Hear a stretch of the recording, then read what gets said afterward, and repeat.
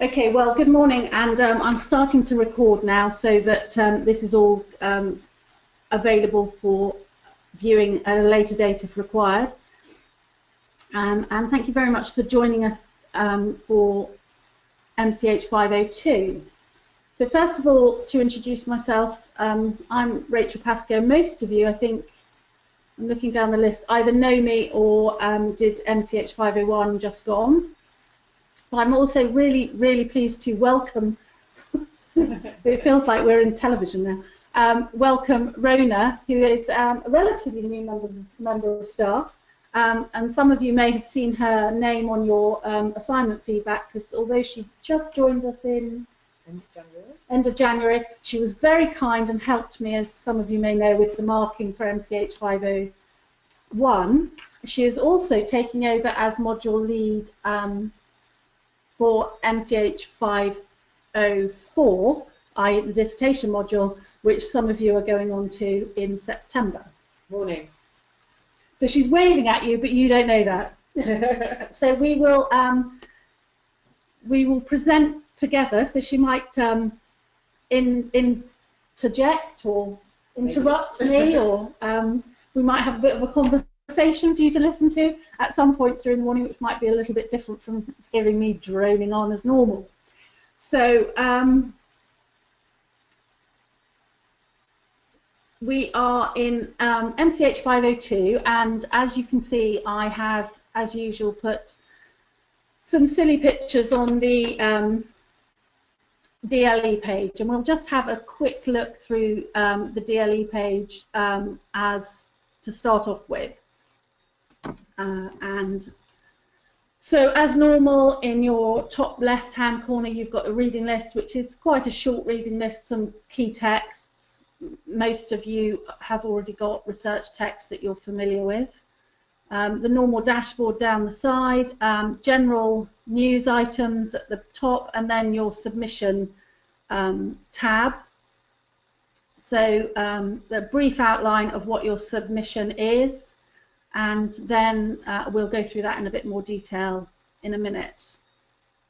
We then have our first tile. On that we've got your module record, your module information booklet, which contains all the usual information for a module information booklet, so you can read that at your leisure. There's also some information, some written information about the assignment in there.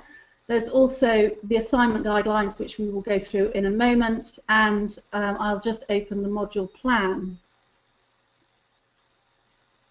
slowly, or maybe not.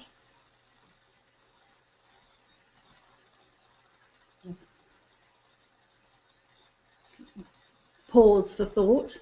So I put the module plan up a little while ago, which will open in its own due time.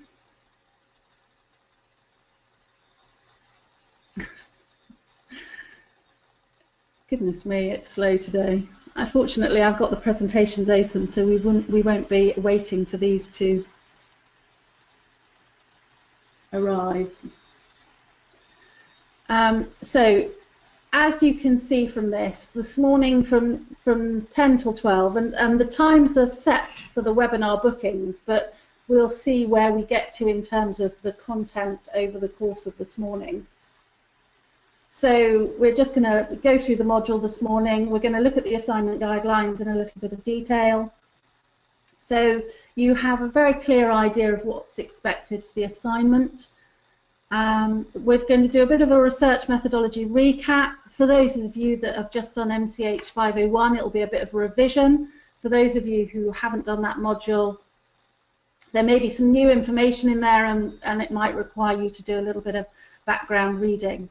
Then this afternoon we're going to look at the literature review, advanced literature reviewing, and so taking what you may have undertaken in the first module and adapting it, or developing a literature review to focus on your research proposal.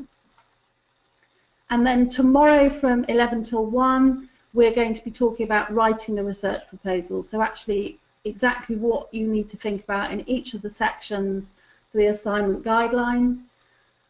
so that you can submit your research proposal.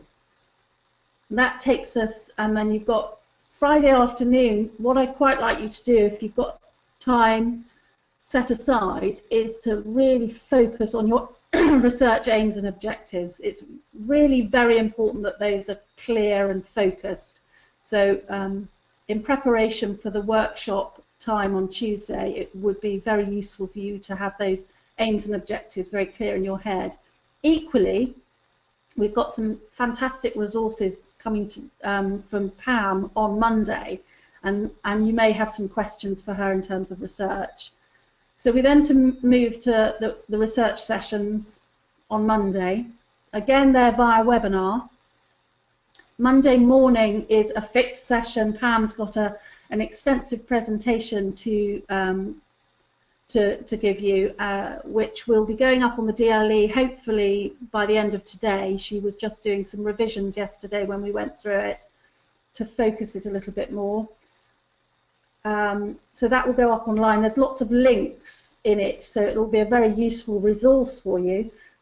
So she'll be delivering that on Monday morning, and then Monday afternoon is a slightly more flexible session. We might try and use Skype in the afternoon, but don't hold your breath. We might just stick with the webinar.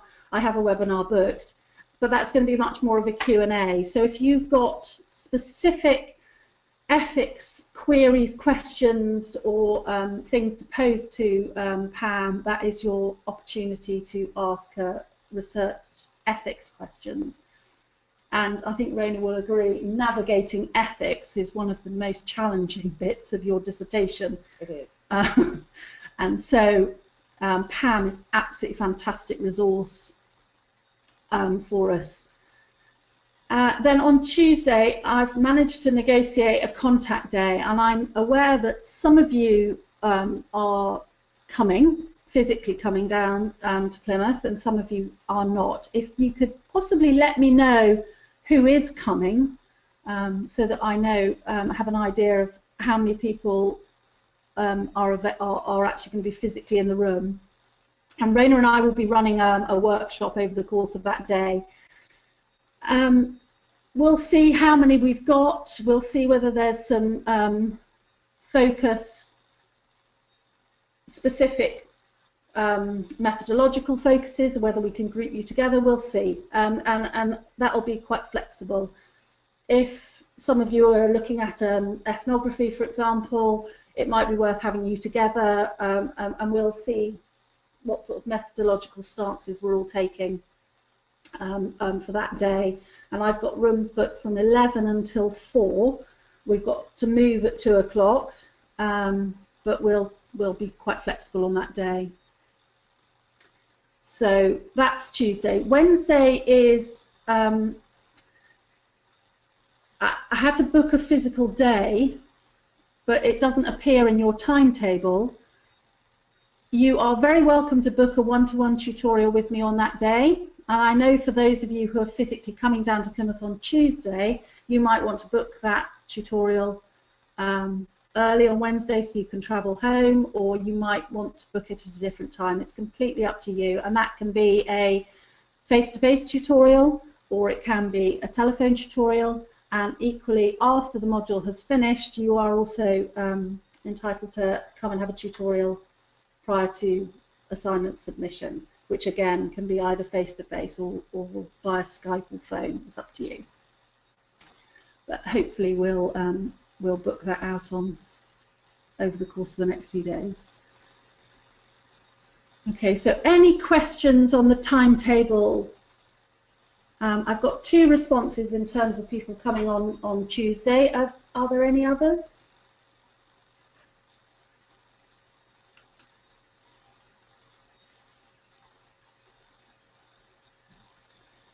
So I've got Yenny coming. I've got Polly.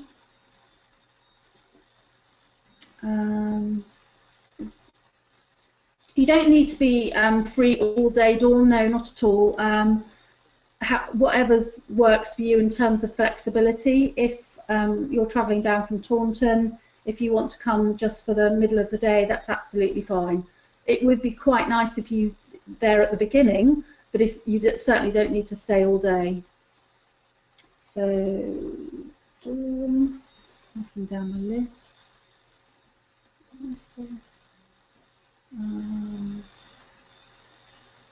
Lots of you coming, great. Where have I got to? Yes, Michelle, that's absolutely fine. I'd be very happy to see you at the end of the day when it finishes, or we could have a tutorial set aside during the day. I know you're travelling, so whatever works for you in terms of flexibility of your train time.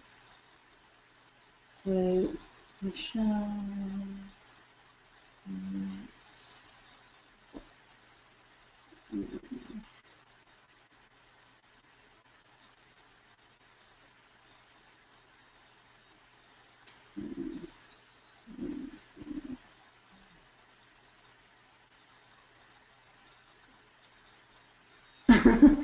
Kim, you can always borrow a wheelchair.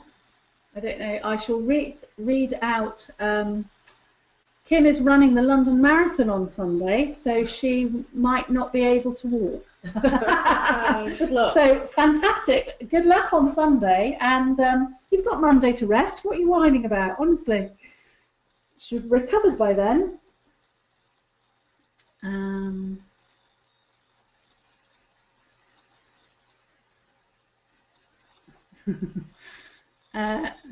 Right. So I have got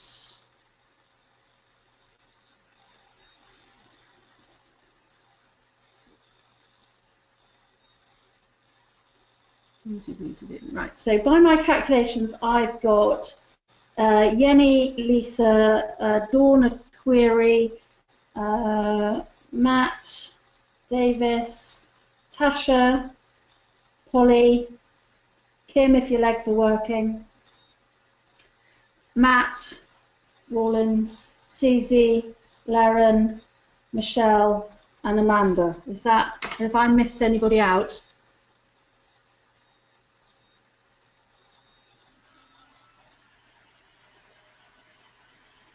Hi Elizabeth, welcome. I was just talking about the tutorial day on Tuesday and wondering who was going to be joining us. So if you could let me know if you plan to join us on Tuesday, that would be great. You don't have to answer that right now, but if it was in your schedule to come.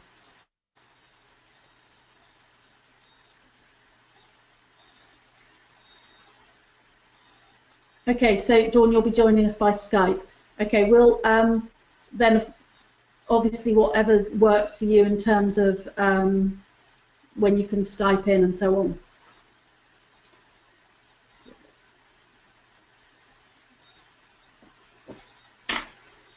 Okay.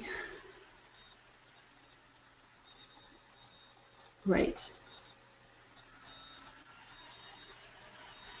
Diane, you've got your hand up. Is that for a specific reason, or do you have a? Oh, you put it down there. See, that's what I'm just showing Rona the technology, and sometimes you can people put their hands up. Kim, you've put your hand up. Have you got a question? Demonstrating how interactive webinaring is.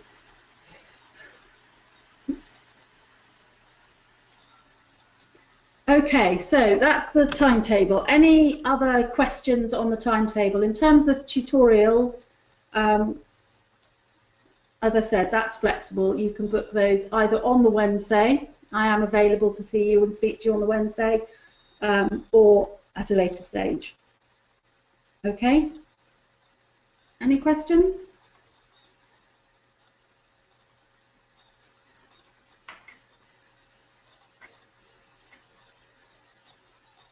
Great. Okay, so we will.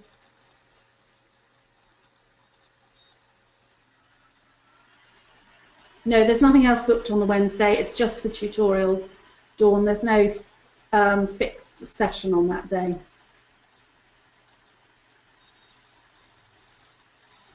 Okay, So the timetable covered.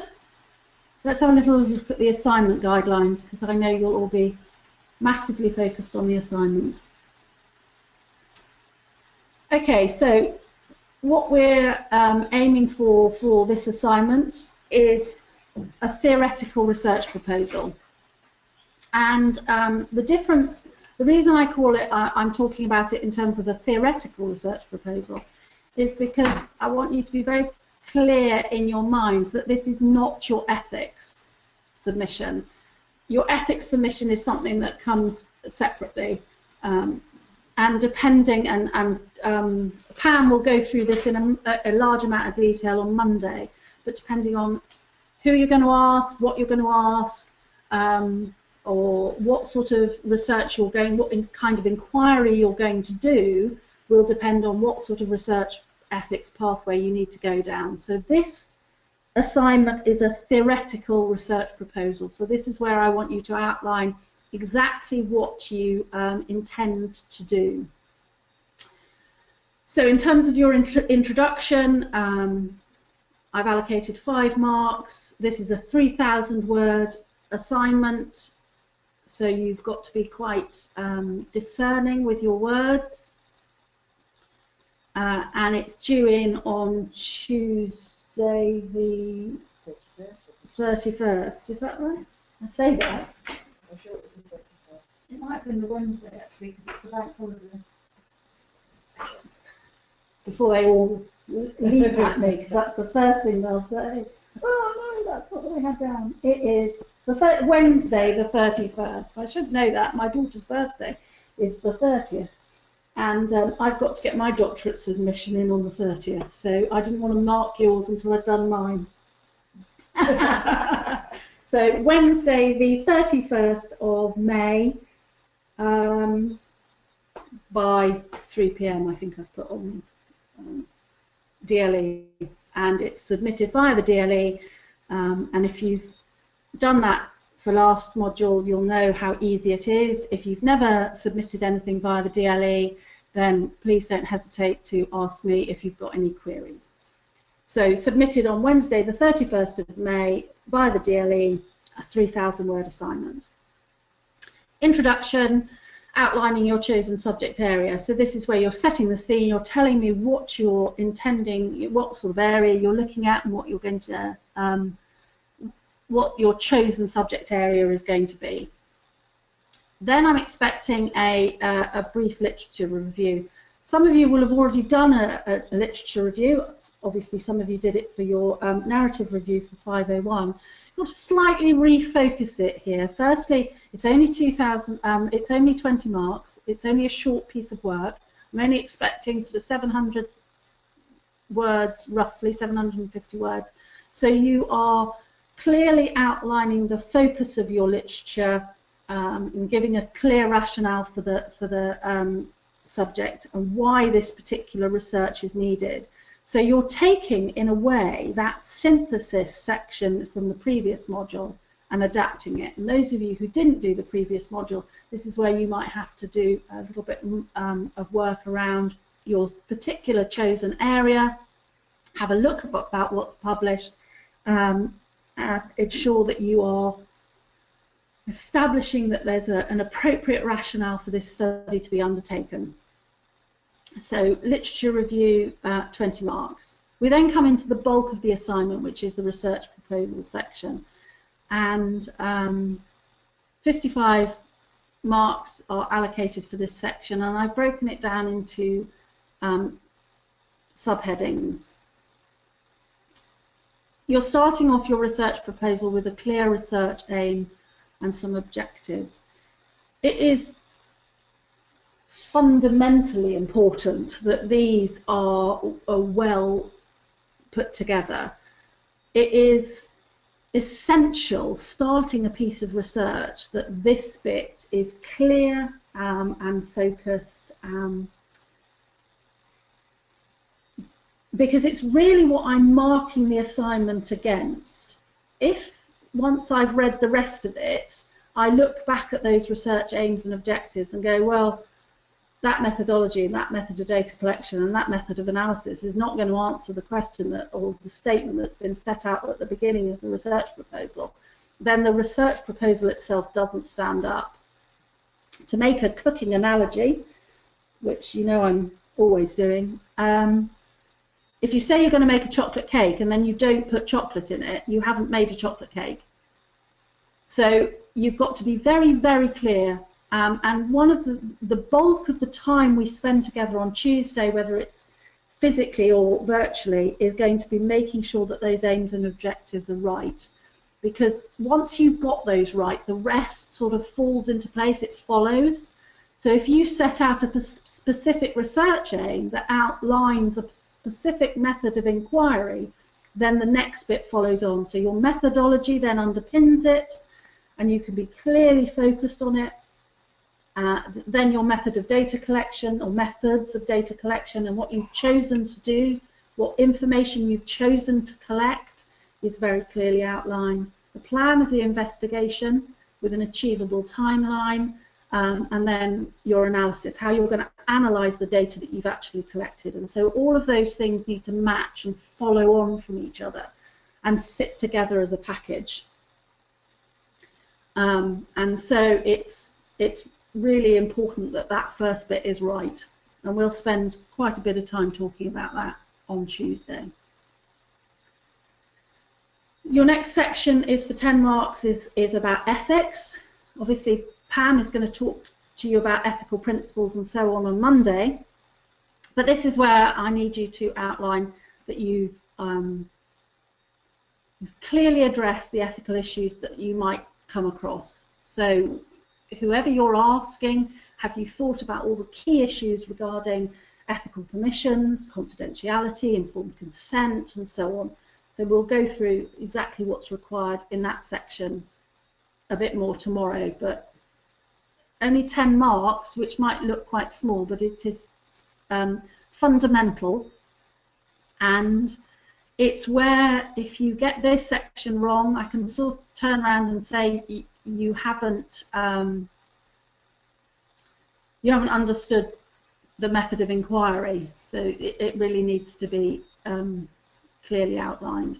And then your final section is your conclusion, your recommendations. So this is where you're not going to predict what you're going to find, but this is where you would outline, make a legitimate conclusion for your research proposal. So why is this piece of research required? What will it be its potential benefits for practice, for education, for further research? Where does it sit? And this is where you might be referring back to your initial introduction and certainly your literature review, saying this is why this piece of work is required. Okay, so briefly, that's an outline of your research proposal and how the marks are allocated and what, in basic terms, what we're looking for. So any questions on that?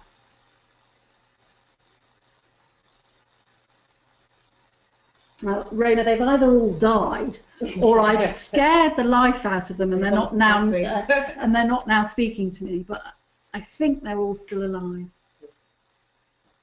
Scared. Oh, don't be. This is a good one. Still alive, just. Okay. Yeah.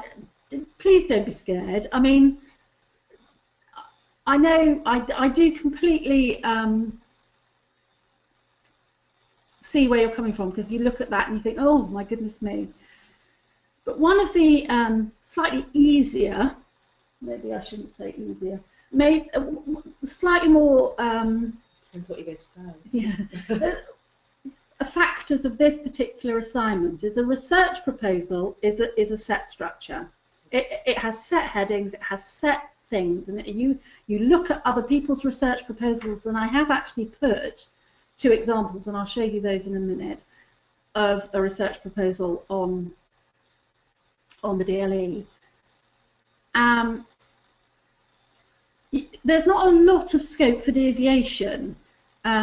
When I do the session tomorrow on writing a research proposal, I will give you the headings I'm expecting you to use. I'm expecting you to have subheadings in this assignment. It's not a piece of narration. It's not a narrative like you may have written in assignments before. It's got set, fixed boxes of content that you've got to do. So it has a really strong emphasis on structure in this assignment, which some people might find a little bit restrictive, but there is a level of security in that structure. So if you've done the aims and objectives, you then go on to your methodology, you then go on to your methods, data collector, and so on. So there's a real set, would you not? I would agree, and I'd also say that this is a foundation for the dissertation you're going to write next year as well. So you will have your introduction, literature review and methodology section already set out, if you like. And so from there you'll only have results of discussion and draw conclusions. So you're sort of halfway through doing the dissertation anyway. So really important. I think using headings is very important. It gives structure to your work. Makes it easier for us to understand than anybody else who's coming along who doesn't know what you're interested in. I think that's fair, don't you? Yeah, absolutely. So I think, you know, I understand that you might be a little anxious, but yeah, don't worry, and we're here to help. Okay, any other specific questions?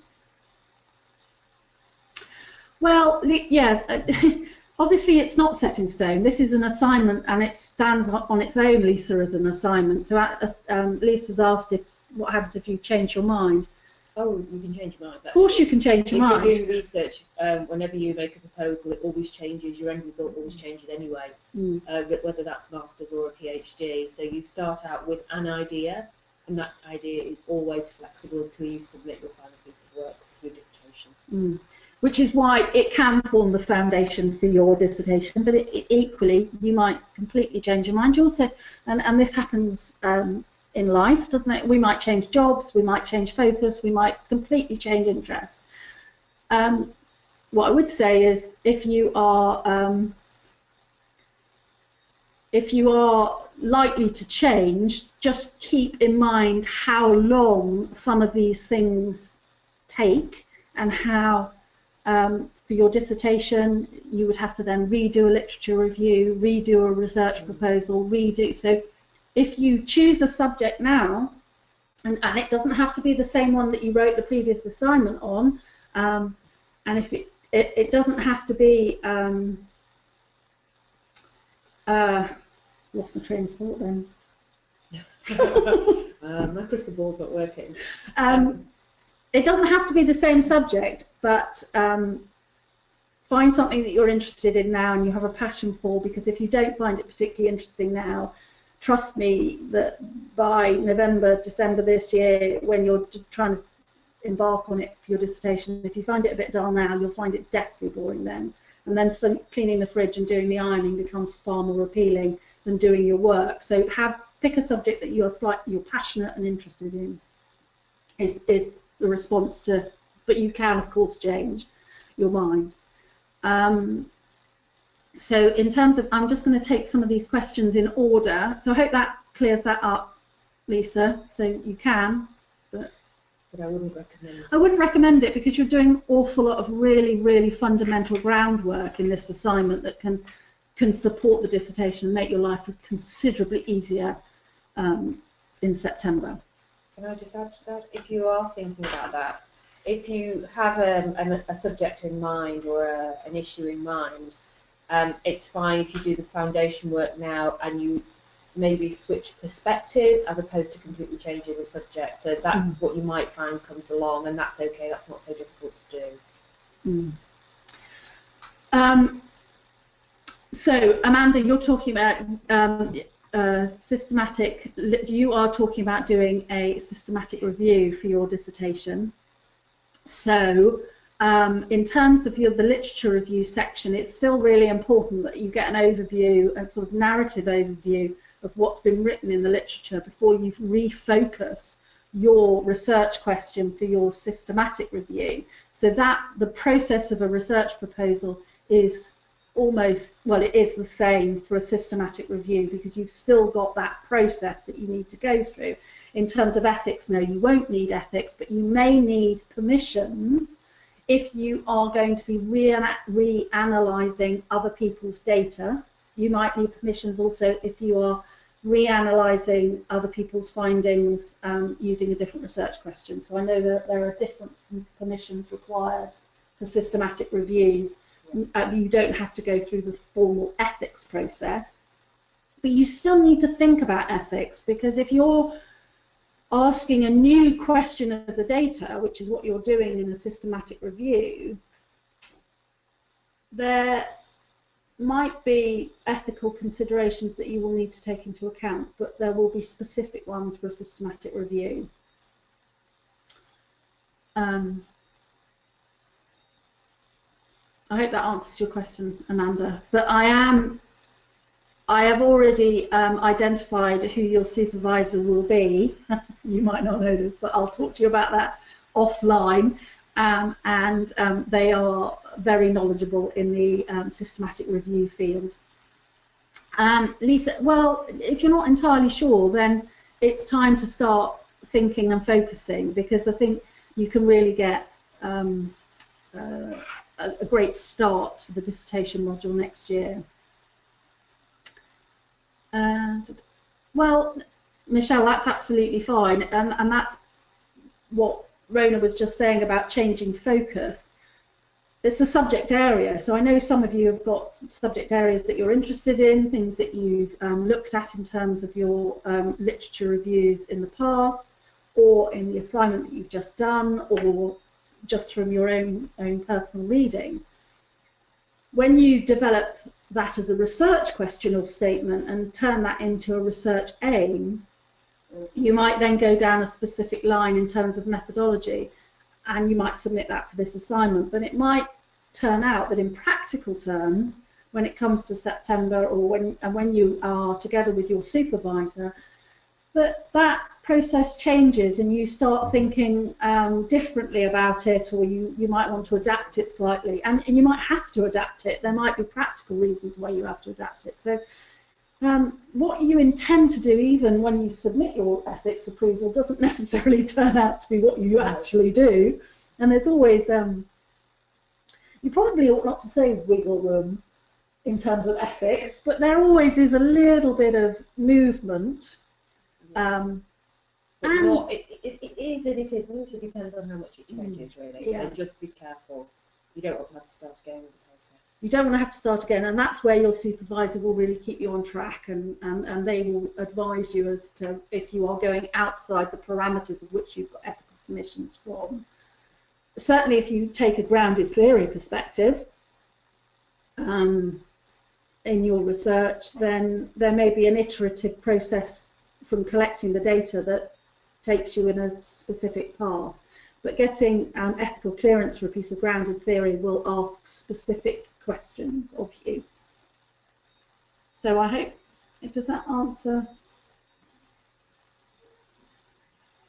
Well, I'm glad you've, a couple of you have asked about supervisors. Nervous laugh. I am really, what's fantastic this year is Rona, as I said, is taking over the dissertation module for next year, and so we're working quite closely together in this module so that your supervisor is identified, and so once you've got an idea of the research focus, so by Tuesday, and some of you I've already got linked to people in my mind, but we'll talk. You might also have identified somebody you would like to supervise you. You might know of members of staff that are available to supervise you, and so that's a conversation we can have. So if we're together physically on Tuesday, if not, certainly in terms of your tutorial time, I will hopefully have got a name, or certainly tell you when a name will become available. I hope that doesn't sound too vague. Not remotely vague. I think it's quite good for now. Basically, what I'm saying is there are people. I need to find out whether they're available, and once I know your research focus and your research approach, then I will start matching you to people. There are some of you that I've already matched because I already know what you're going to do. And so, yeah, that's, hopefully that clears that up. Diane, well, it's completely up to you. You might have, if you've done your previous research module somewhere else, and you want to change focus completely, then that's your decision, and start with something new, especially if it was a while ago. So, as I said before, pick something that you're interested in, pick something that you have a passion about, and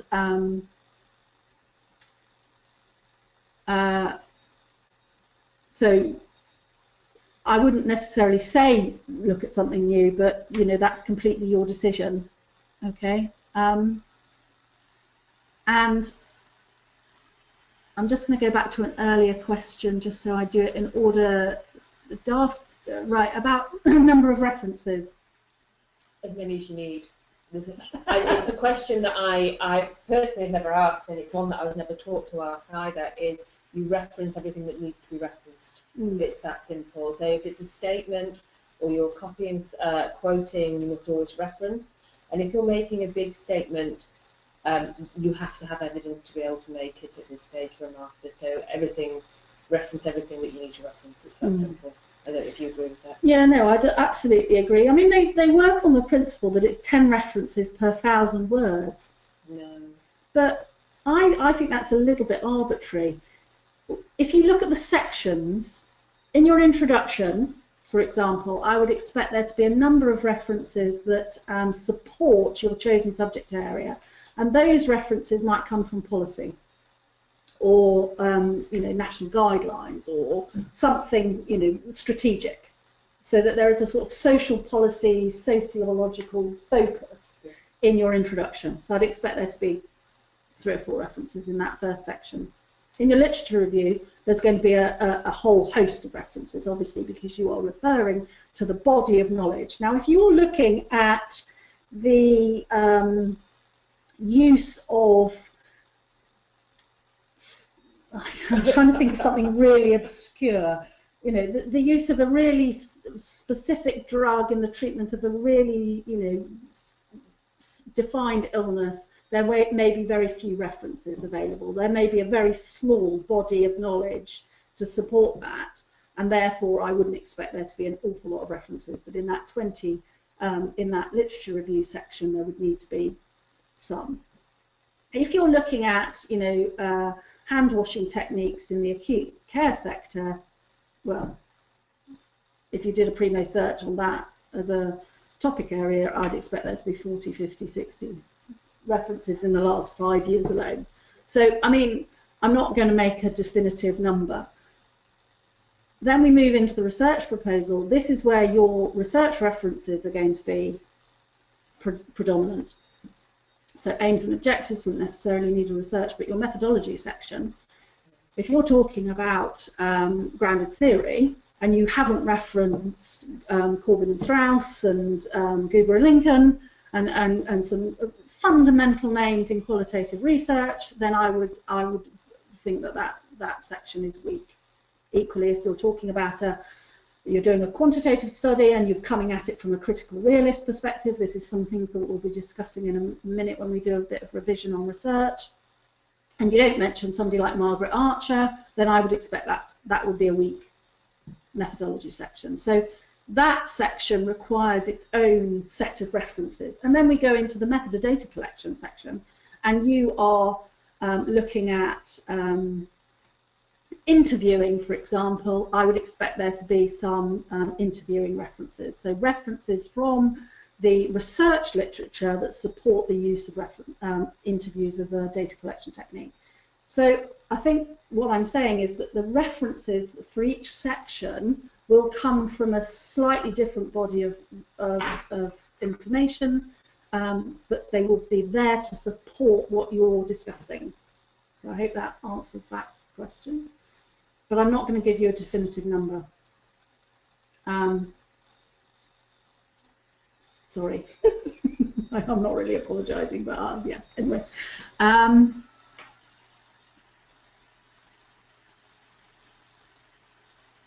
Right, I'm just going down my questions, make sure I've answered them all.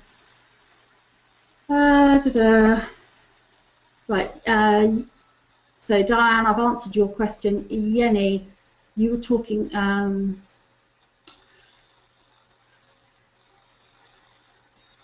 you have to have ethics before you commence any kind of empirical research. So if you're doing any research at all, you have to go through ethics first. Now, in terms of the research, the dissertation module, you should not start data collection until the physical module starts. Correct. So, but it doesn't mean that you haven't already done the ethics process, and I think that's what Rona and I are working towards in this, that the ethics process might be undertaken in late summer, early September, so that when you start the module in early September, you are literally ready to go. But you can't start it until you're enrolled on the module, and that's for legal and liability and so on, rash reasons. So, so you need to get ethics first. You can't start data collection until you've started the module, and the module doesn't start until September. So hopefully that answers your question. You can start thinking about your ethics when you finish this. So you've got the information, then it's easier to complete it. Yeah. So that if we are looking in terms of when ethics committee sits, there is one in July, there is also one in September. I don't think you've got enough time to get it to the July one, but I would like to think that all of you are getting it to the September one. But if you are having to go, and this is what Pam will talk to you about on Monday, if you're having to go through IRAS first, then you'll need to start that in the summer as soon as you finish this module. If you are going through, simply going through the university faculty research ethics committee, then you can go through that in September when it sits. Okay, so does that answer everybody's questions? Yes, only because, Yenny, we are now wholly aware of how complex the ethics process is, and you only have a very limited amount of time on the module, so for the dissertation, and so if you don't get it started, then you run out of time. So, which is why we are working together to get it done sort of in as you start, if not before you started. At least have all the information. Yeah. Because as Pam will show you on Monday, the forms are onerous and time-consuming. I think that's the simplest way of putting it. The lightest way, isn't it? Yes. Okay. So is that everybody's questions? Which is why, again, as soon as the module finishes, or as the as we go through this module, that's why I'm going to try and get you linked up with your supervisor in this module, or as soon as I possibly can.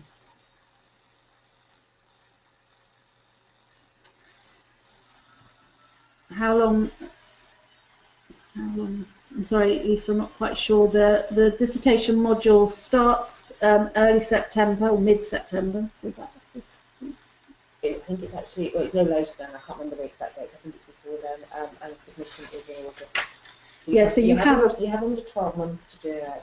So you have a sort of calendar year, roughly. I think it starts the week of the 11th.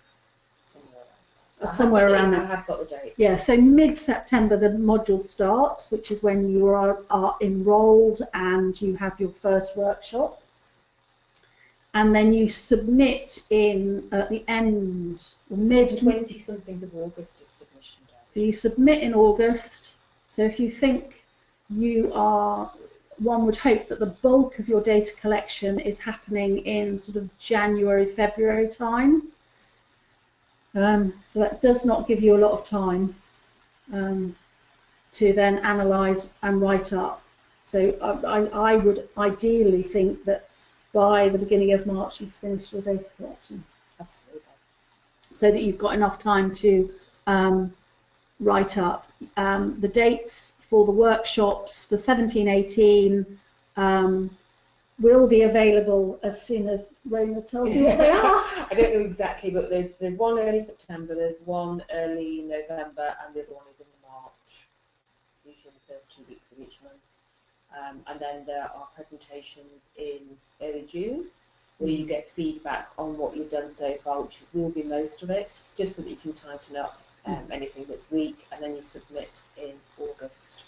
And the presentations in June are really wonderful, because what we've done in the past is presented to some of the supervisors, so not just your supervisor, but hopefully a whole group of supervisors and some of your peers.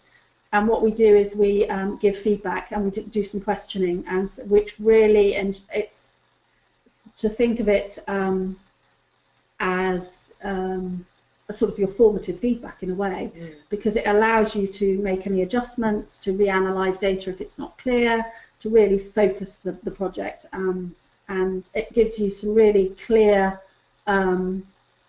timelines to work towards. You still have another 10 weeks or so after the presentations to make those adjustments, so you've got plenty of time. Yeah, but it's always been a really useful day. So, yeah. Okay, so any other questions?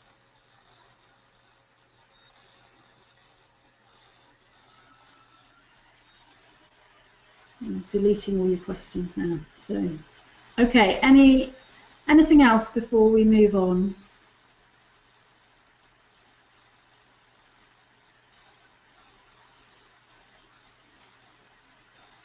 Did we have, I'm not sure if you've got Rona's email address, but in terms of she was on the email I sent yesterday, so that's her contact details, and I will make sure that they're on the DLE somewhere.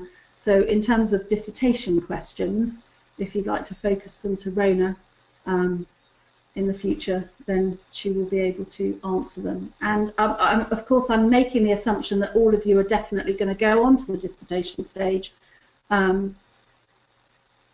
But it might be quite nice if you could let myself and Rona know whether you're definitely going to go on to the dissertation stage next year, so starting in September 17. So I know some people like to take a year out for all sorts of reasons. You don't need to let me know right now, Lisa, in the future, in the near future. Okay. So that was the assignment guidelines. Oh, we haven't got very far, have we? Which one? Right, okay, so that is the so we've got our little My Little Pony unicorns this time, for no apparent reason. Thanks, Polly, great. And as always, the corresponding sections have the corresponding sessions that we're going to go through. So in the under the different tiles will be the corresponding information, and what I will do is upload the recording to the different tiles when they're done. So we've got the red unicorn has got the module information, blue unicorn has got the advancing literature review, which will be uploaded when we've done that this afternoon. We've got our research question and research methodology under the gold unicorn, ethics for purple, and pink is writing a research proposal. In that tile, which I'm just going to focus your attention on for a moment, I've got a series of research articles which are quite useful, and I've got a folder which has got examples. These are 2 examples from 2015-16 academic year. There's a quantitative example and a qualitative example, and they got mid 70s. I've anonymised them so you don't know whose they are, but they do give you an outline of what's expected, and so they're there for reference. I know they can be quite useful at times, so they're there for you if you want to look at them. Okay, so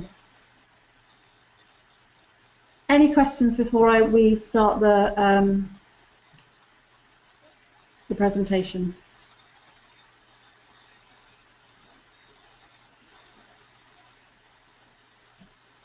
No? Okay. Right, I need a drink of water first. No, I'm all right with water.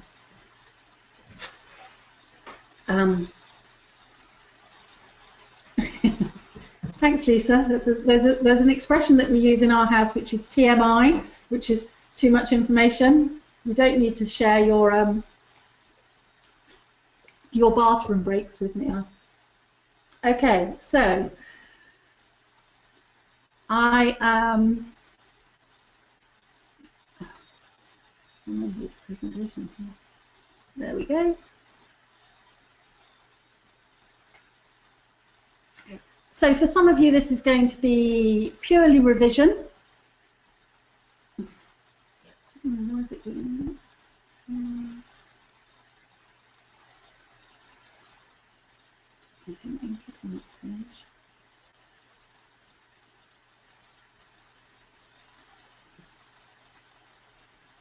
Okay, it's misbehaving, so I'm going to just leave it like this, I think. So, there we go. So, for some of you, as I said, this is purely revision. And yes, the slideshow is on the DLE. It's under the, I can't remember which colour unicorn now, but it's, I'll have a look in a minute.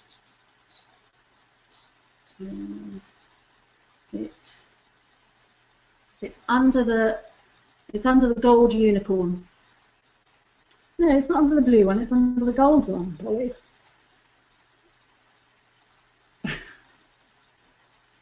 And people say webinars aren't interactive.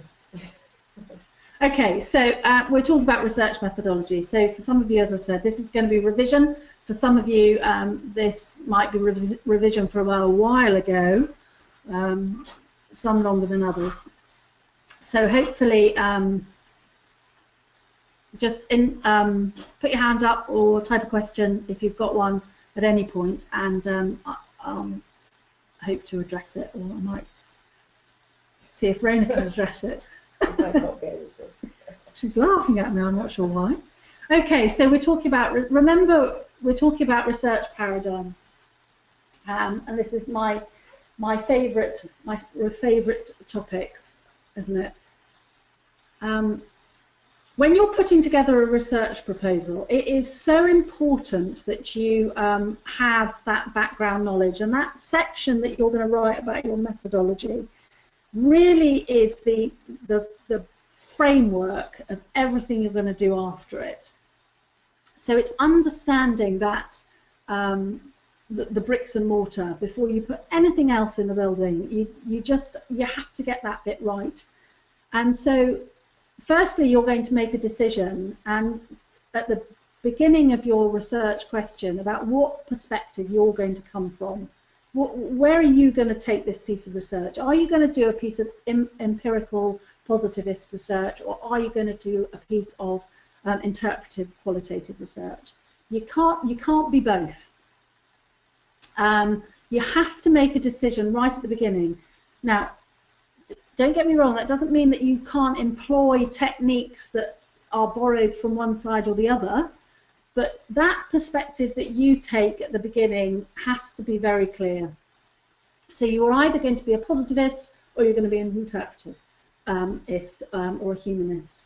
And so you're going to look at those two opposing perspectives.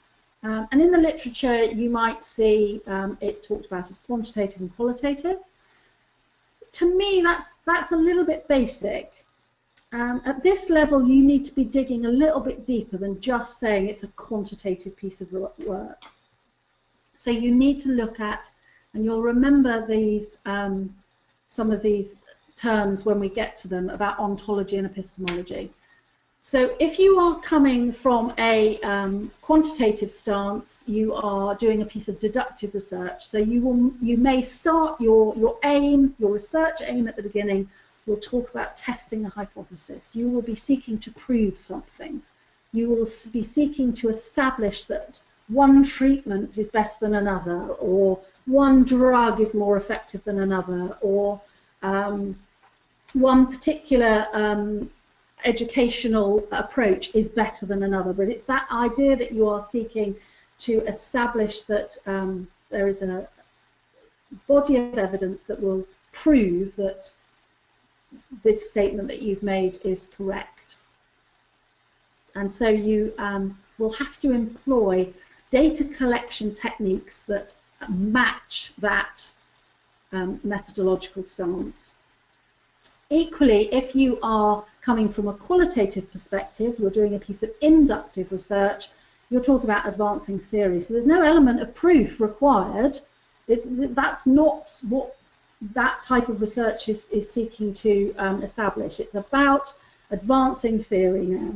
So you are looking at inquiry, you're exploring, examining, and in trying to advance the ideas surrounding some particular stance.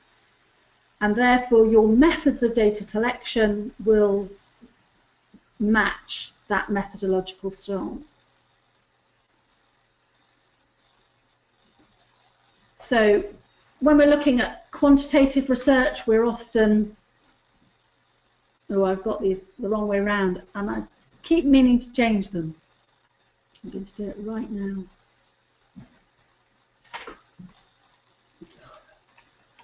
Because it shouldn't.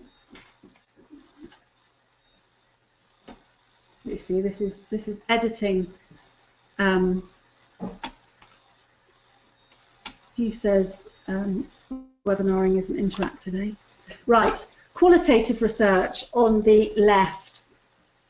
We're looking at words, not necessarily, but that, which is why I've put it in inverted commas. But we're looking for reason. We're seeking to understand something. So there's a level of subjectivity. On the opposing ontology, we are looking at numbers. So we're looking at a causal relationship. So we're seeking to explain something, and there's a level of objectivity. And when I'm talking about subjectivity and objectivity, I'm talking about the stance that the researcher is taking to the methods and the data that they're collecting. So again, it's about you being absolutely clear what you're trying to find out. And I'll say that to you quite a lot, probably irritatingly a lot on Tuesday. It's like, what are you trying to find out? What are you trying to discover? What is it that you're trying to explore and investigate? And so it's absolutely essential that that's clear at the beginning.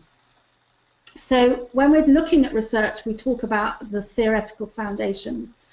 So remember this from last time, we talked about ontology, epistemology, methodology, and method. And it's like an address.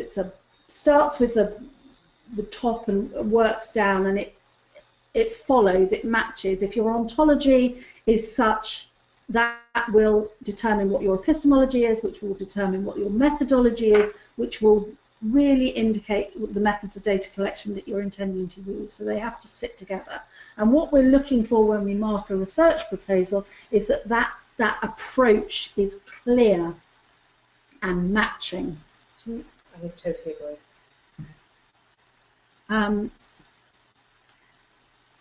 So what do I mean when I talk about ontology? So I've got two different opposing ideas there. I've got an interpretive ontology. This is where we talk about, and what I've said there is reality is mentally and socially and culturally constructed. Multiple realities exist. There are multiple interpretations. So in the literature you might see constructionism, social constructivism, as another term used for an interpretive ontology.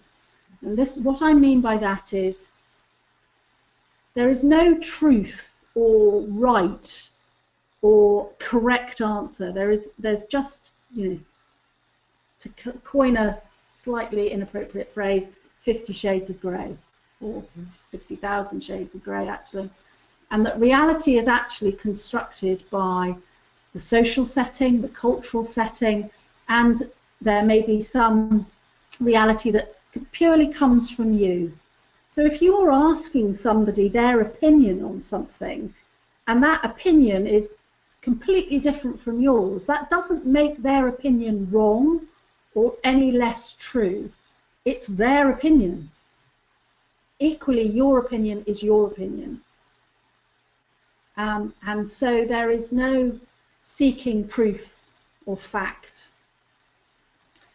And in a qualitative ontology, you need to be absolutely clear that you understand that that's firstly not what you're looking for, and not what the research is going to look for. So this is where the two things have got to be, you've got to get them straight in your head. So you've got to make some decisions about what your ontology is going to be, and is, in this research proposal, and make sure that the research proposal that you're intending makes it clear. So two layers there. We all have specific ways that we look at the world, we look at information, and we interpret information. So when you pick up a piece of research, whether it's qualitative or quantitative, and that's sort of irrelevant, you look at it in a specific way. So when I read something, I read it differently from the way you read it or the way Rona reads it. There may be some commonalities. We may come from similar backgrounds, similar perspectives. We may have similar educational backgrounds, cultural backgrounds, and so on. So there may be some similarities, but you are looking at the world through a specific lens. Equally, when you set up your research proposal, you need to decide what that lens is going to be. And if that lens matches your personal lens, it does make your research slightly more real to you. I am sure I would be perfectly competent in undertaking a piece of quantitative research where I was undertaking an experiment. But it doesn't really sit particularly well with my view of the world, so I'm not sure I would undertake it in the same level of integrity. Is that the right way of putting it? No, it's integrity, it's just that sheer passion and interest of what you're actually looking at. Yeah. It's that integrity, because I think you would, but you haven't got the same desire to find results or look for new ones. And so I would possibly not have that level of passion, and therefore that research wouldn't necessarily have the same value to me personally, but it wouldn't necessarily have the same value when presented. Equally, if you look at the world in a specific way, so if you are a positivist and you look at reality being independent of perception and driven by natural laws, so the kind of physics, chemistry, scientific research that that we see in randomized control trials and clinical trials and so on, that testing and treatment evaluation sort of protocol, if that interests you and that is the way you view the world and that's the way you think, then that sort of project will sit better with you. So firstly, you need to decide on your own ontology, and then you need to ensure that the research proposal you write makes it clear what the proposal's ontology is. And if those two things match, then that's beneficial. But the ontology of your project needs to be very clear. So what it is you're trying to do, what are you trying to prove, or what are you trying to inquire into? And that's why getting the research aim and objectives is very clear, and it should be absolutely obvious to the reader. And this will translate when you go into your dissertation stage and when you go into the ethics stage. It should be absolutely clear to the person reading the proposal or reading the ethics submission that you know where you're coming from, and you know what you're trying to find out, and you know exactly what your research aim is. So that's your ontology and the ontology of the project. No, it's really clear. So we then look at epistemology, and this is where we're looking at how knowledge is acquired and what knowledge is. So if we come from an interpretive stance, we talk about knowledge being socially constructed. So what is appropriate and holds up to scrutiny now is socially and historically constructed, and that findings represent a creation. The process between the researcher and the subject is part of that knowledge generation. So if you are an interpretive researcher and you want to interview your participants because you want to seek to inquire what they know about a particular subject or a particular instance or a particular event, that exchange, that conversation is part of the process, and that knowledge generation is part of the iterative process of the research. And so that transcription of the conversation or the interview isn't enough. There needs to be either field notes or reflective diaries or some sort of context for that interview to stand up to scrutiny. And so when you decide on your project and you decide on your aims and objectives, think about your epistemology. How are you going to generate information? How are you going to generate data? And the constructionist or interpretive researcher believes that truth is based on pragmatic criteria. We really need to be realistic, that the world is not set in stone, and there's a degree of flexibility and there's a degree of real life ness to the research that we're looking at. So if you're interviewing somebody, you're having a conversation with them, and that's part of your research data collection process, there needs to be more information about that conversation, not just the straight words, because that's not enough. And what I mean by that is, if, for example, you asked somebody how they were feeling about their diagnosis, and you want to find out about how people manage a diagnosis of breast cancer, for example, and you say, how are you feeling today? And they go, I'm feeling fine. If you wrote that, that would be a simple statement, wouldn't it? But it isn't enough, is it? If they said, I'm feeling fine, but they said it in a certain way, or they positioned their body in a certain way, which meant that they weren't telling the truth, then you'd have to support that with information. So, for example, if I said to Rona, how are you feeling today? And she went, I'm feeling fine.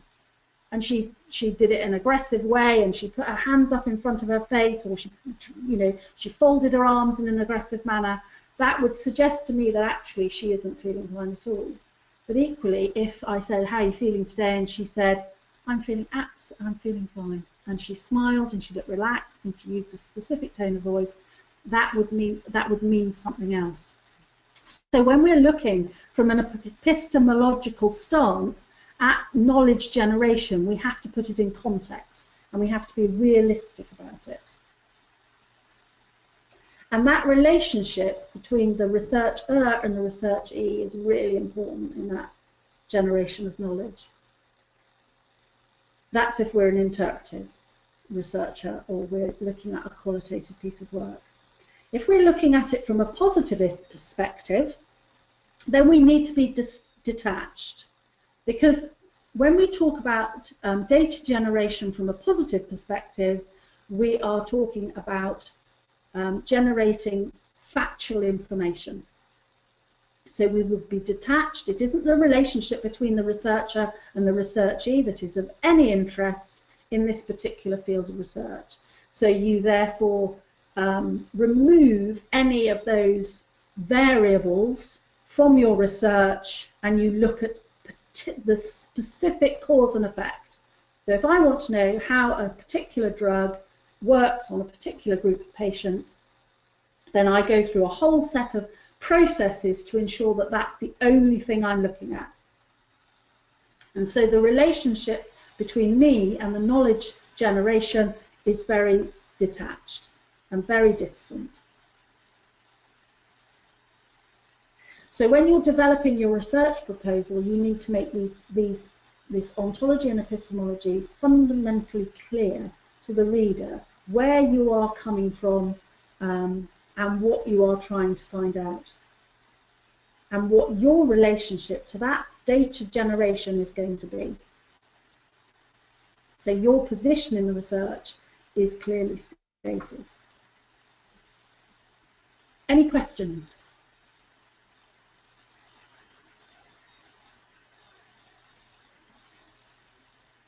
I'm going to pause for a moment and just give you a moment to think about that in terms of your research.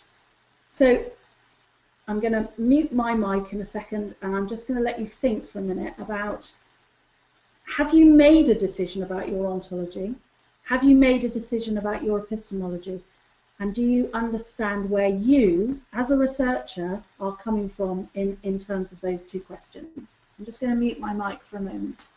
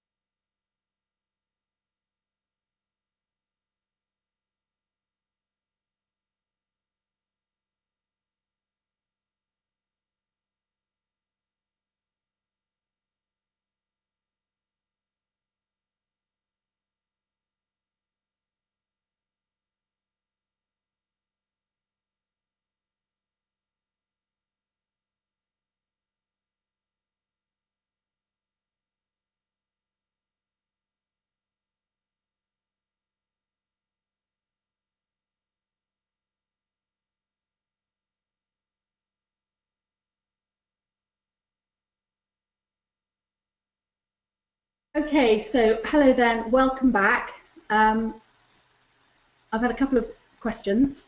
So yes, we're still going, Lisa. You haven't lost sound. I was just muted just for a moment. It's an interesting question. Dawn's just come and said that she'd like to do a piece of research that's interpretive, but she feels she's a positivist at heart. Maybe this could change her. Well, maybe we can sway her. Yeah, that sounds like sexuality, doesn't no, it? No, don't do that way. We're not going down that road at all. No, I completely understand what you're saying. Go over to the dark side. Yes, I know. But I think, and don't be swayed, because obviously I know that you're working in the acute sector and critical care sector, and I'm a critical care nurse as well. So I understand that that level of sort of systematic scientific inquiry has a value, especially in critical care, and especially in the sort of the areas that you're working in. But is it the way you view the world? So is it that sort of factual measure that you find fascinating, you find interesting, and that you find challenging? And if you decide to develop a qualitative research project or research proposal for this module, it might not be what you go on and do for your dissertation, and you might go and do something different again for your PhD. But I'm making that assumption that you're definitely going to do it.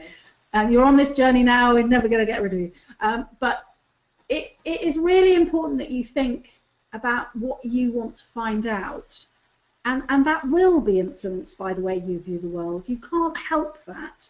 And so you think you might be a positivist, and I can understand why at heart you might feel that you're a positivist, but by developing a qualitative research proposal, you might see that actually advancing that sort of theoretical perspective might have value. So, you can be one and write something from another perspective.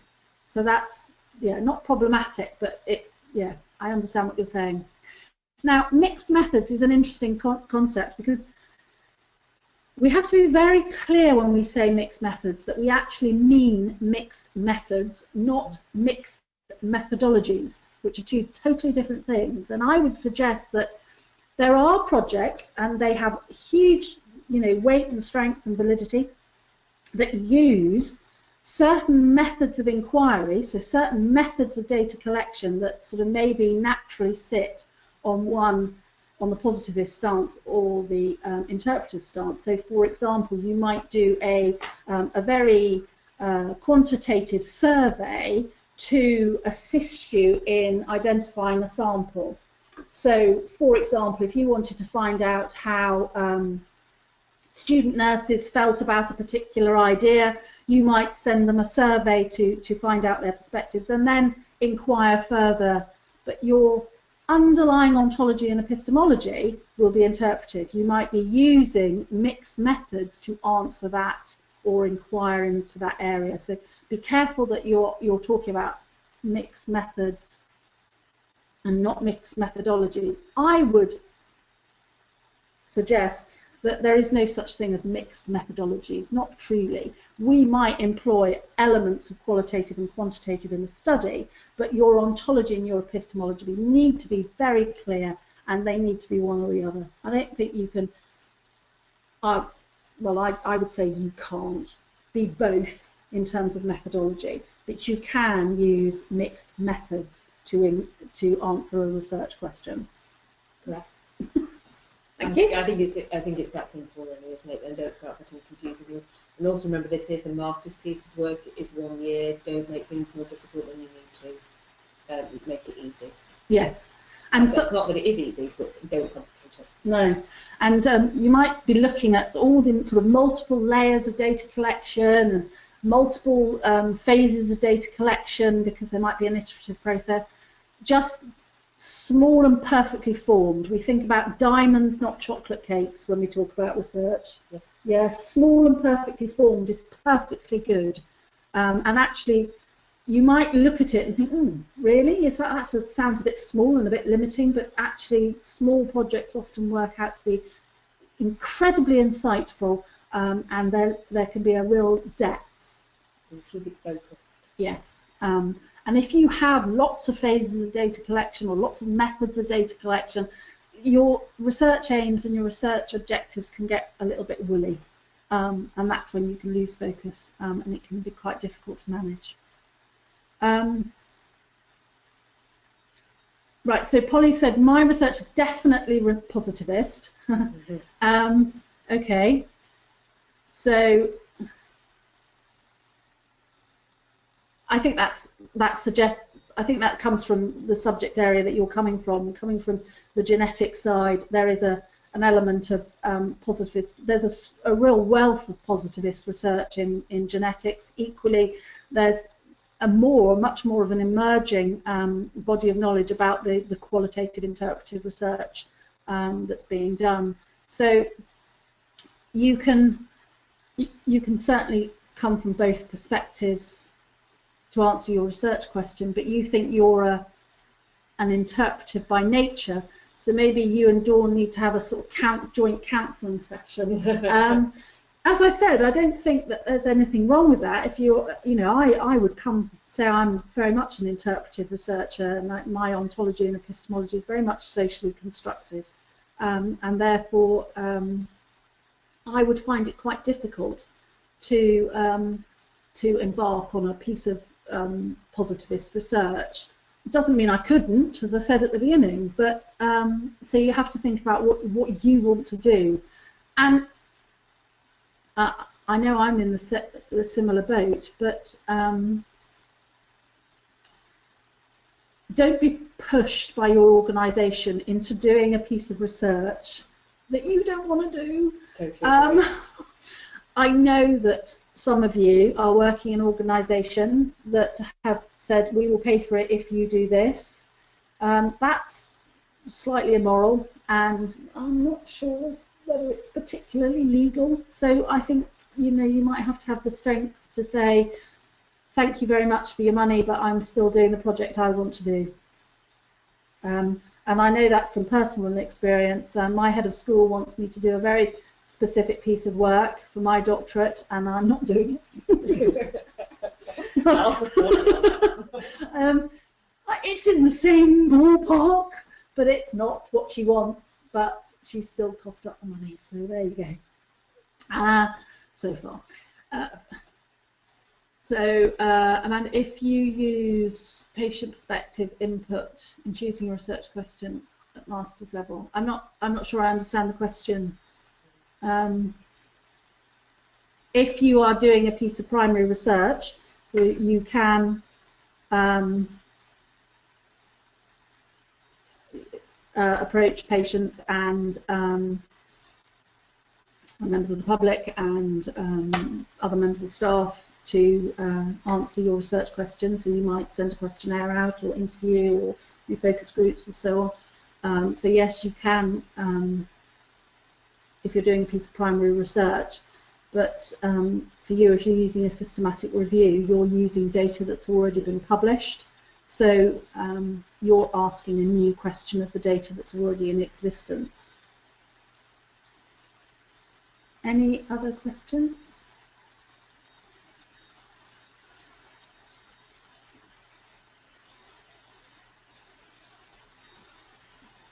Okay, so ontology, epistemology. Challenging, and it does take a little bit of thinking about, and quite a lot of sort of working over in your own head about where you're coming from and where you want your research to come from, because it's then that you decide on your methodology. So this is where, once you've made those decisions about your ontology and epistemology, it should be clear what methodology you're coming from. So whether you are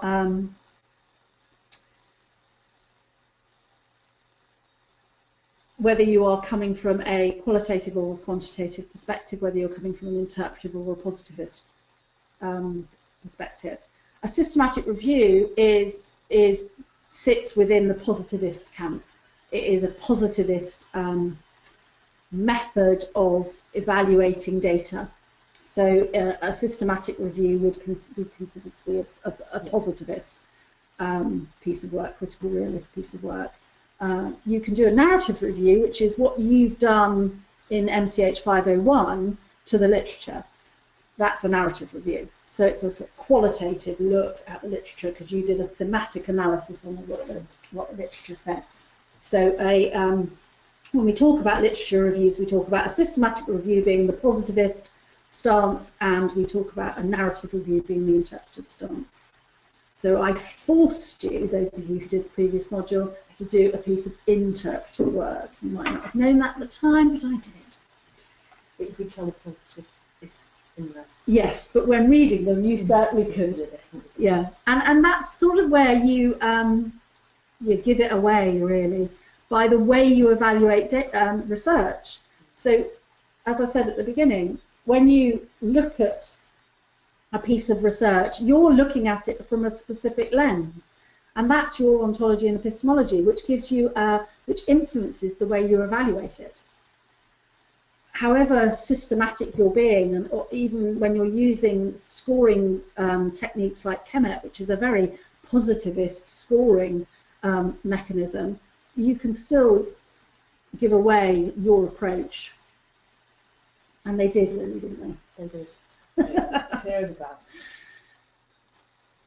So when we're talking about our methodology, then we are looking at, from the interpretive side, we might be looking at it from a hermeneutic perspective. So that looked at that written and written word and how we interpret the written word. So using the example that I gave about asking one question and having, you know, I feel fine, written, if you were looking at it from a hermeneutic perspective, and you would be putting a reflective diary or some field notes with that piece of written work.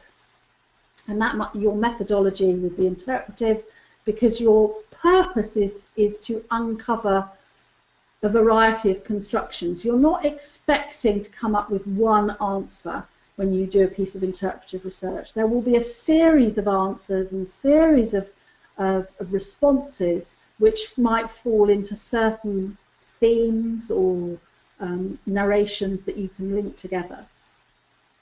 Because remember, your measure of quality in a piece of quantitative research is different from your measure of quality in a piece of qualitative research. And we'll talk about that a lot more tomorrow when we talk about your research proposal, so how you measure quality in each. So if you're your methodology is positivist, you're looking at an experimental design. So you may have a hypothesis that you need to test. You may have in your research aim a hypothesis, just break these two. And therefore, if you have a hypothesis, you should have a null hypothesis. So what are you trying to prove? And there will be degrees of control. So you will be including and excluding certain things, and you will have a really structured approach to your research design. So your methodology, once you've confessed your methodology, your research design then follows on quite nicely, which is why, as I said at the beginning, if you get your research aims and objectives right and your methodology right at the beginning and you set them out well, all the rest follows on quite nicely. So methodology, and then we go to our methods of data collection. So our methods of data collection will then be reflective of our methodology. So if we have sought to inquire about somebody's perceptions of something, our choice of method of data collection will follow a certain path. We're not going to get information about somebody's perceptions or knowledge or experiences about something if we observe them. So we would need to either interview them, or we might do a questionnaire, or we might do a focus group. But you have to ensure that your method of data collection will answer and address the research aim. So if I want to test if this drug is better than that drug, I need to set up a properly focused experiment. If I want to find out how people feel when they get a diagnosis, my most obvious choice of method of data collection should be an interview, because that's the only way I'm going to get that information, that valid and reliable information. So they follow on nicely. And that, when you're talking about your method of data collection, then you need to go into detail about how you're actually going to collect the information. And when you were reading other people's research, hopefully you looked at those pieces of research and saw how those things matched, that they put their research aims out there, they showed you how they were going to go about it, they talked about their methodology, and then they talked about their study design or their methods of data collection or their project in that order, and that they followed and they flowed nicely. Any questions?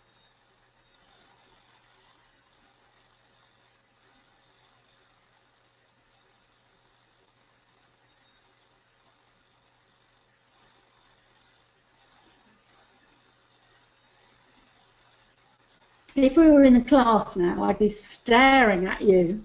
Because I'm sure you've all got questions, but have I stunned you into silence?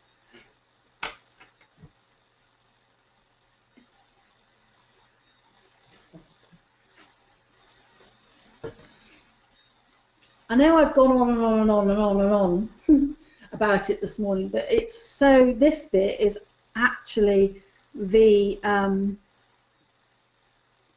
real solid foundations for your research proposal. If we get, as I said at the beginning, if we get this right, then the rest is actually quite easy, or easier. Let's go for easier. Not quite easy. Okay. So, okay, I'm going to carry on for a bit because we've got a little bit more time.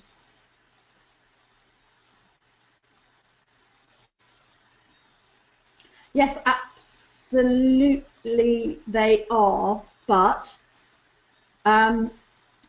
so Susie said, are questionnaires and interviews suitable for a positivist study? So yes, they are.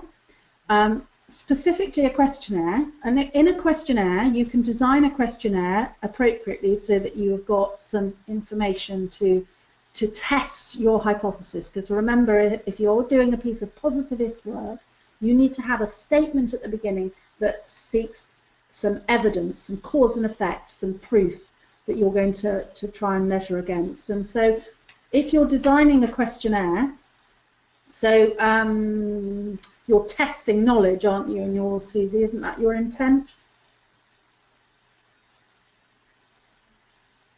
I can't quite remember. Is it your intention to test whether they know something or they're able to do something?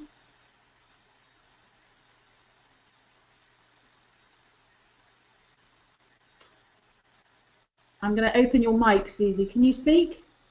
Susie? Oh, hello.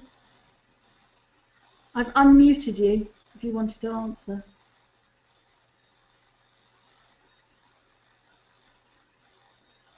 Oh, right, okay. I'll remute you again. So if my memory serves me, that you wanted to test some knowledge, so you could design a questionnaire that might have some a Liggett scale or a multiple choice or some mechanism by which you can score their answers. Because if you want to do some statistical analysis on their responses, then you will need to have some sort of scoring mechanism to elicit some numbers to analyse. And in statistics, I mean, obviously there are many different statistical tests, and if you decide to go down this route, then we'll ensure that you've got some advice that you choose the correct statistical tool to evaluate the information that you're coming up with. So if, for example, you want to see what proportion of students can do something, or what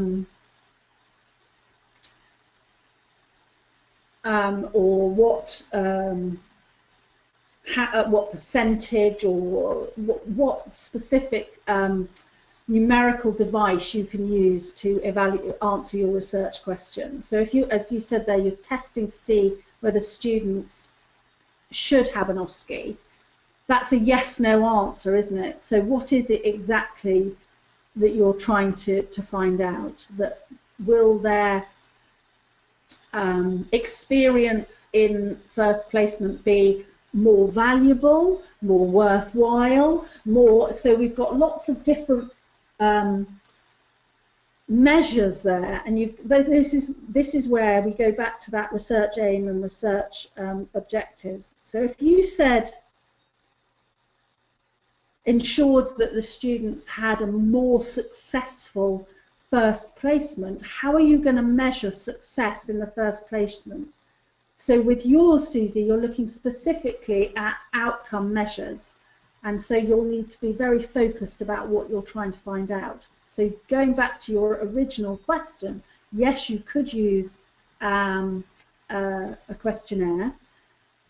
The interview bit might be the way you measure success in the placement, but there would need to be some numerical device that you could score. So you could give them a satisfaction survey, or you could give them some sort of stress test, or all sorts of different measures that you could use to measure what the influence of the OSCE had been on first placement. So we'd need to make that very clear.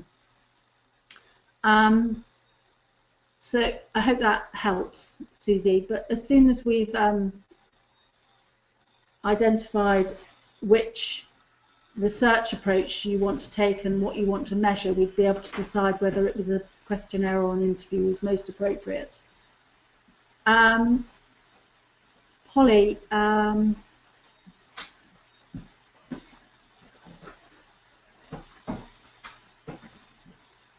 just looking at your question. Yeah, I think what I might do is have a chat with you another time, Polly, to address that question. Okay, so if you're looking, Elizabeth's looking at trying to understand why feeding interruptions occur. You could use either an interview or a questionnaire. It might be, because that's quite a broad question, and so I would be asking, so if you want to find out why feeding interruptions occur, firstly I'd say, who do you want to ask and what exactly do you want to find out? Because if you, for example, did a questionnaire, you would guide them in exactly what specific questions you want to address. If you did an interview, you could address different questions, but just asking why might not be enough. You might need to break that down. But both those methods of data collection, an interview and a questionnaire, would allow you to address that question, but you might need to be much more focused. And this is where, I know I've said it over and over again, if we get the research aim right, we get all the rest in line. So it's not enough to just say, I want to find out this. You need to be very, very specific about what it is you want to discover. Have we got any other questions? I'm just looking at the time. We're 11:45 now.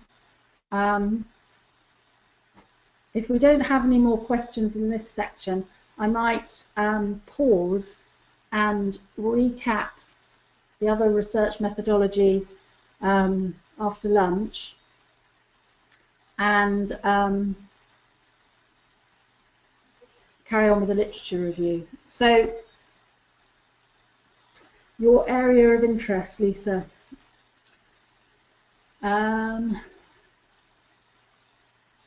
No, I'm not suggesting we stop now, but I just don't want to start a whole new section of the material.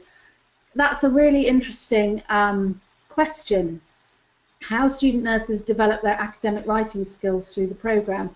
So that's quite a broad question. So again, I ask the question of you, what exactly are you trying to find out? Are you trying to find out if there are specific stepping points that they develop? Are there, or are you trying to find out, are there deficits in their academic writing skills that you want to discover? And if that's what you wanted to discover, you might send first years, second years and third years a questionnaire about academic writing. So is it a progression thing that you want to find out about? Is it where they access help? Is it something to do with their entry profile that influences their academic writing? And we know already that with widening participation agendas and our students having very varied academic profiles on entry, that their academic writing skills are very different. And is there any match between what we offer, what they access? Yes, there's lots of research. And I know one of our colleagues actually is doing a piece of research on evaluating the Writing Cafe and how people access it and how it improves progress and how it develops writing. So there's all sorts of different questions, and this is where, again, I say it's about making that research aim right at the very beginning very, very clear. So in your heads, what I want you to start thinking about is, what exactly do I want to find out? What do I want to know about this particular subject area? So if we focus on Lisa's example, what is it about academic writing that they find challenging? What is it about skills that you think that they need to know? So what is it specifically? Are there concerns? Do you want to find it out from, so what do you want to find out? And then equally, who are you going to ask and whose opinion are you asking? So are you going to find out what the students feel about academic writing, or is it what the staff feel about? So is there a difference in who you want to actually ask? So there's lots of different questions you need to ask yourselves. What exactly do I want to find out? Who am I going to ask? And then how am I going to ask them? Sorry. So lots of different questions, and yeah, absolutely, it does take quite a lot of time to hone that down and really drill that down into something very specific and focused. So, so we've got another question here about healthcare staff in the acute general hospitals perceive the provision of reasonable adjustments for patients with mental health problems. That is massive. That was my first thought. That is huge, Lauren. That is like a Department of Health funded, multi-centre, massive study. That's whopping. I don't. And so this is where size is absolutely not important. And I don't mean that in a rude way. Size is not important. Actually, the smaller the better, because that general subject area, which I know from your literature review, is what you're interested in. That idea of reasonable adjustments. So, firstly, my question would be: does everybody in the acute general hospital setting know what you're talking about? Do they know what reasonable adjustments are? So my first question is: do, for example, ED staff really understand what reasonable adjustments are? And maybe that's the place that you start, because I'm not sure that they do. And I think that from reading your literature review, I don't think that they do. So actually, maybe we need to take a step back, and before we talk about general, a reasonable adjustment provision across the whole acute general hospital, maybe we should focus it about what staff understand to be reasonable adjustments. So it's about focusing your research question and making sure it's very, very clear. yes, you could narrow it to pre-assessment staff, so staff in either MAU or ED or those people that are on sort of the admission side of staff. So I think yes, it would be.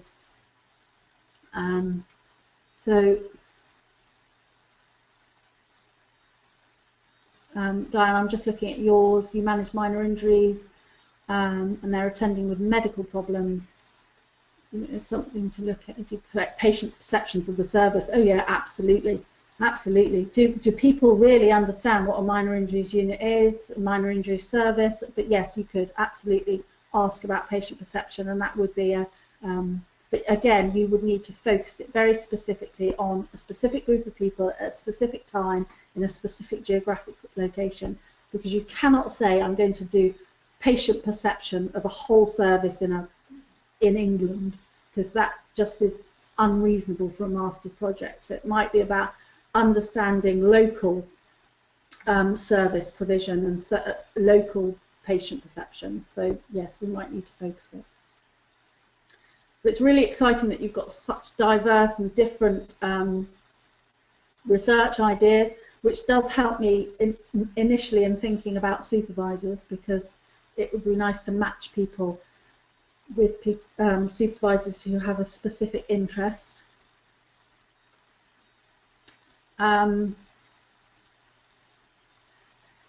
Wow, Michelle. I'm just looking at that and going, ethics, ethics, ethics.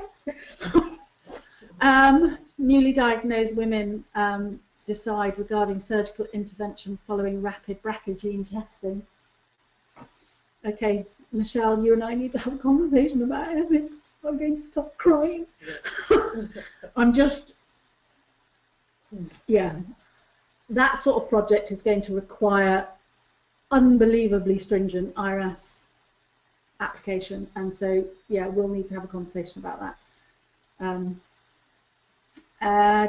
So fabulous that you've all got great ideas, and it's really lovely to see, but it will help me enormously in setting out your research supervisors.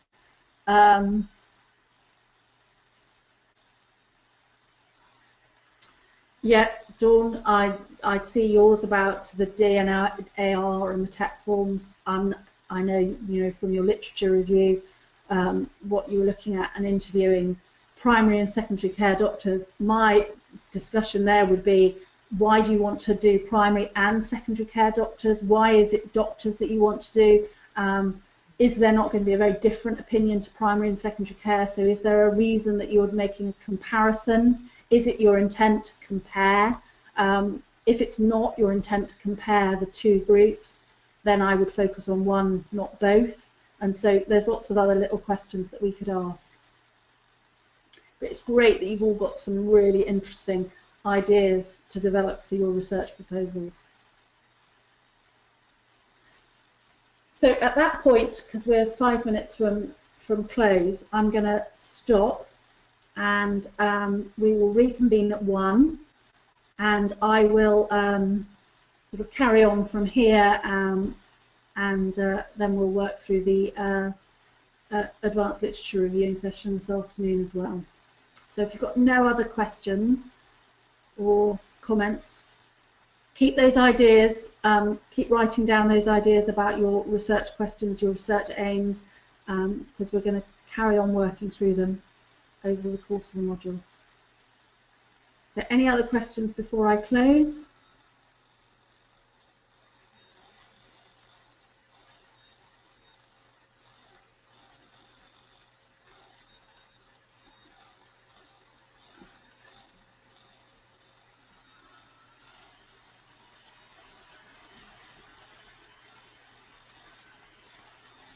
I'm not saying that you necessarily need to completely rethink, Michelle.